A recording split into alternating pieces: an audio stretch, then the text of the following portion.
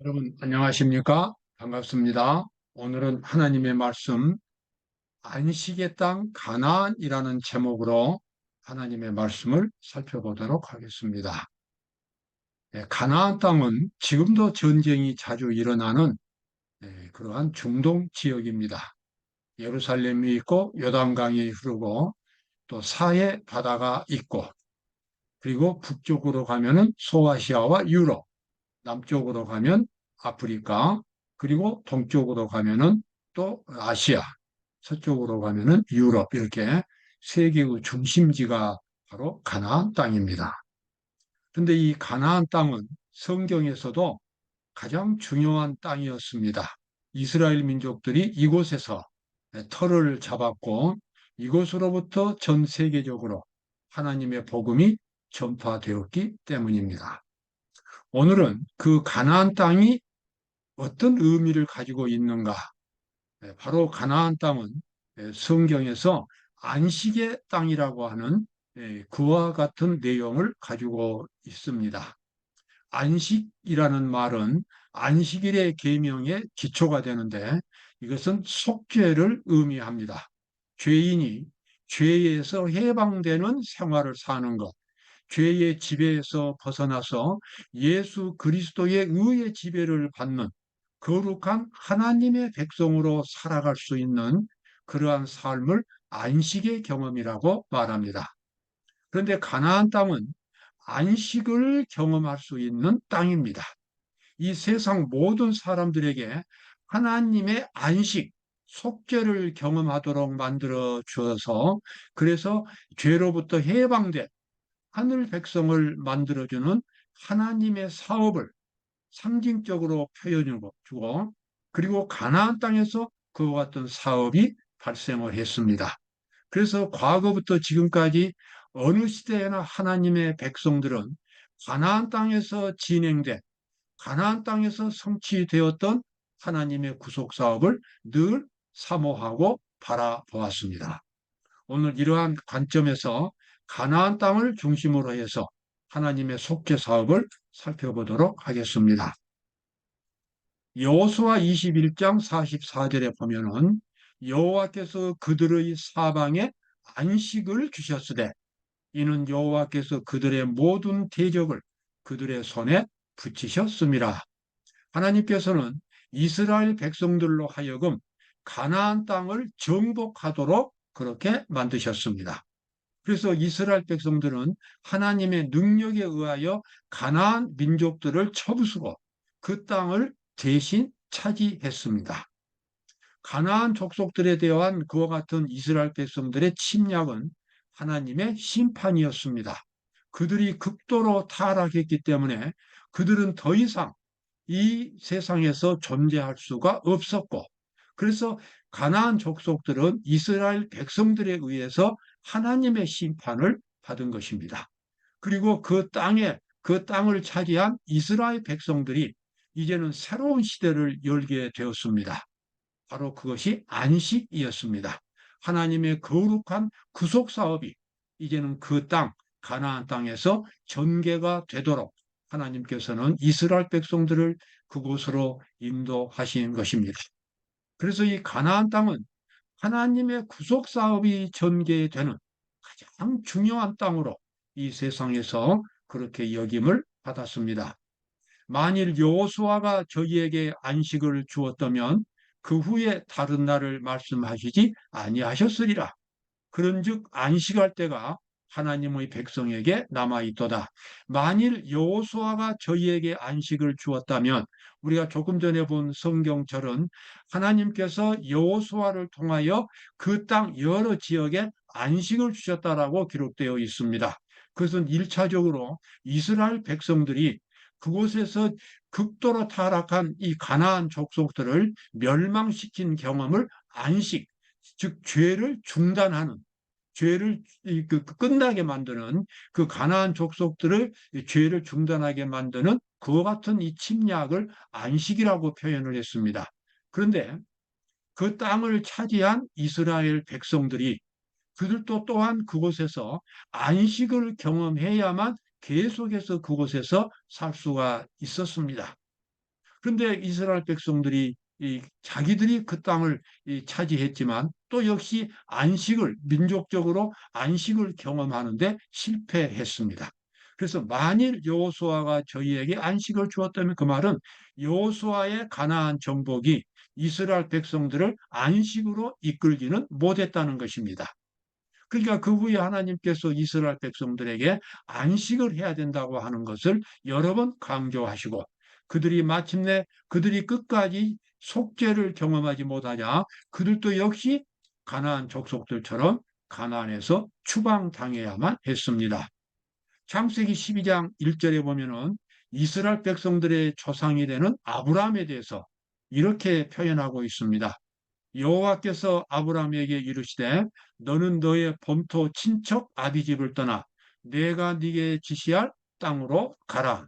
아브라함은 원래 저기 이 메소포타미아가 흐른 지금 이라크 지역입니다. 이라크에서 살고 있던 그 지역의 주민이었습니다. 그런데 하나님께서는 하나님의 거룩한 백성을 만들기 위하여 가나안 땅에 그들을 심기 위하여 아브라함으로 하여금 가나안 땅으로 이동하도록 그렇게 명령을 하셨습니다. 그래서 여호와께서 아브라함에게 이르시되 너는 너의 본토 친척 아비 집을 떠나, 그러니까 이라크 메소포타미아 지역을 떠나서 내가 네게 지시할 땅으로 가라, 가나안 땅으로 가라 하고는 그와 같은 지시를 내렸습니다. 그래서 아브라함은 가나안 땅에서 장차 나타나게 될 하나님의 백성, 이스라엘 백성의 조상이 되었고 자기 후손들이 살아갈 그 땅으로 그는 이동을 하도록 하나님의 명령을 받았습니다. 그런데 그 후에 아브라함의 손자가 되는 야곱이 또 이 가나안 땅에서 하나님으로부터 계시를 받았습니다. 꿈에 본즉 사닥다리가 땅 위에 섰는데 그 꼭대기가 하늘에 닿았고 또 본즉 하나님의 사자가 그 위에서 오르락 내리락 하고, 자, 야곱이 광야에서 가나안 땅에서 잠을 자고 있을 때에 하나님께서 그에게 아주 위대한 꿈을 주셨습니다. 갑자기 하늘이 열리면서 땅에서부터 하늘까지 이어지는 거대한 사다리가 놓여진 것을 보았습니다. 그리고 그 사다리 위에는 천사들이 오르락내리락 하면서 찬양을 부르고 있었습니다. 야곱이 그와 같은 광경을 보고 있을 때에 그 사다리 꼭대기에 하나님이 계셔서 야곱에게 말씀하시는 겁니다. 야곱아, 야곱아, 나는 너의 조상 아브라함의 하나님, 이삭의 하나님이라. 내가 지금 누워 있는 그 땅을 너와 내 후손에게 주리라. 그리고 네가 어디로 가든지 내가 너와 함께 할 것이며 너를 다시 이끌어 이 가나안 땅으로 돌아오게 하겠다. 그래서 그 아주 위대한 꿈을 그렇게 주셨고, 그래서 야곱이 그 꿈에서 깨어났습니다. 그리고 그 땅이 정말 중요한 땅이라는 것을 알게 됐어요. 하나님의 구속 사업이 이곳에서 보여지게 되었고, 이곳에서 하나님의 놀라운 구속 사업이 앞으로 그의 후손들을 통해서 전개될 것이라고 하는 것을 꿈으로 본 것입니다. 그래서 이 하늘까지 이어지는 이 사닥다리, 그것은 예수 그리스도를 가리켰고, 그래서 예수 그리스도의 십자가를 통해서 땅에서 하늘까지 이어지는 하나님의 구속 사업이 전개가 된 것입니다. 자, 그와 같은 이 야곱에게 주신 꿈은 야곱에게만 해당되는 꿈이 아닙니다. 그리스도를 구세주로 받아들인 모든 사람들에게 그 꿈이 주어지게 된 것이고, 그 꿈을 통해서 모든 그리스도인들은 바로 하늘 가는 길이 되시는 예수 그리스도를 통하여 천사들의 봉사를 받을 수 있고 천국까지 갈 수가 있게 되는 그런 길이 열리게 된 것입니다. 그와 같은 놀라운 죄인들을 구원하는 놀라운 구속 사업이 이제 가나안 땅, 그 사다리가 보여졌던 가나안 땅에서 이제 일어나게 되었습니다. 그 사람이 가로되 내 이름을 다시는 야곱이라 부를 것이 아니요 이스라엘이라 부를 것이니 이는 내가 하나님과 사람으로 더불어 겨루어 이겼음이니라. 창세기 32장 28절에 나와 있는 말씀입니다. 야곱이 하나님으로부터 조금 전에 보았던 사다리의 꿈을 받은 후에 20년 동안 타향살이를 한 후에 다시 고향으로 돌아오는데, 이 참 진실하고 그리고 이 영리한 이 야곱은 마음에 근심이 많았습니다. 그가 가나안 땅으로 돌아올 때에 가나안 족속들이 이미 그 가나안 땅에 살고 있었는데, 그들은 매우 도덕적으로, 그다음에 종교적으로 타락한 민족들이었습니다. 그 민족들 틈에서 어떻게 자기 후손들이 거룩한 백성으로 살아남을 수 있을 것인가? 물론 하나님께서 도와주시겠지만, 여러분, 하나님이 도와주시는 것은 항상 사람을 통해서 도와주시는 겁니다. 이스라엘 백성들이 거룩한 백성들이 되어서 승리하려면 하나님을 만나고 하나님의 능력을 경험해야만 하나님의 도와심을 받을 수 있습니다. 하나님의 백성들이 무관심하거나 하나님의 백성들이 영적으로 도덕적으로 타락한다면 하나님이 그들을 사용하실 수가 없는 것입니다. 야곱은 그 사실을 잘 알고 있었습니다. 자기와 자기 후손들이 가나안 땅에서 살아남으려면 하나님의 능력을 받아야 되고, 하나님의 능력을 받으려면 하나님을 붙들고 하나님으로부터 오는 그러한 은총을 받아서 새로운 사람으로 변화되어야 한다는 것을 야곱은 잘 알고 있었어요. 그저 무심히 그냥 살기만 하면 하나님의 능력이 이르러 오는 것은 아닌 것입니다. 그래서 야곱이 가나안 땅으로 돌아올 때에 야복강이라고 하는 조그마한 강이 있었는데, 그 강가에서 그가 밤을 새워 기도하게 되었고, 그래서 새벽에 하나님께서 야곱에게, 야곱이 그 하나님을 붙들고 그날 정말 밤새도록 씨름을 하면서 복을 내려주시도록 그렇게 기도를 했습니다. 회개를 했습니다. 하나님, 나를 살려주시고 하나님, 내 후손들을 구원해 주셔야 하겠습니다. 하나님, 살려주시라고, 우리를 변화시켜 주시라고, 거룩한 능력을 경험하는 그러한 백성이 되게 해달라고 그렇게 기도를 했습니다. 그래서 새벽에 하나님께서는 야곱에게 이스라엘이라는 새로운 이름을 주시고, 그리고 그에게 마음속에 놀라운 변화를 일으키도록 그렇게 하셨습니다. 여러분, 우리 그리스도인들이 승리하는 비결도 마찬가지인 것입니다. 하나님의 약속은 그냥 가만히 있는데도 이루어지는 약속은 거의 없습니다. 본인이 적극적으로 하나님을 찾을 때에, 그 약속을 자기 것으로 만들 때에 하나님의 능력은 찾아오게 되는 것입니다.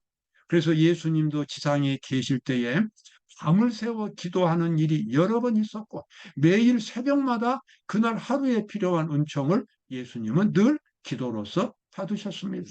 과거의 모든 하나님의 종들이 새벽 시간에 하나님을 만났고 깊이 회개했고, 자기 자신이 죄인된 자기 자신이 십자가의 거룩한 정신 속에서 죽었고 그리스도의 정신으로 변화되는 기도의 경험을 가진 것입니다.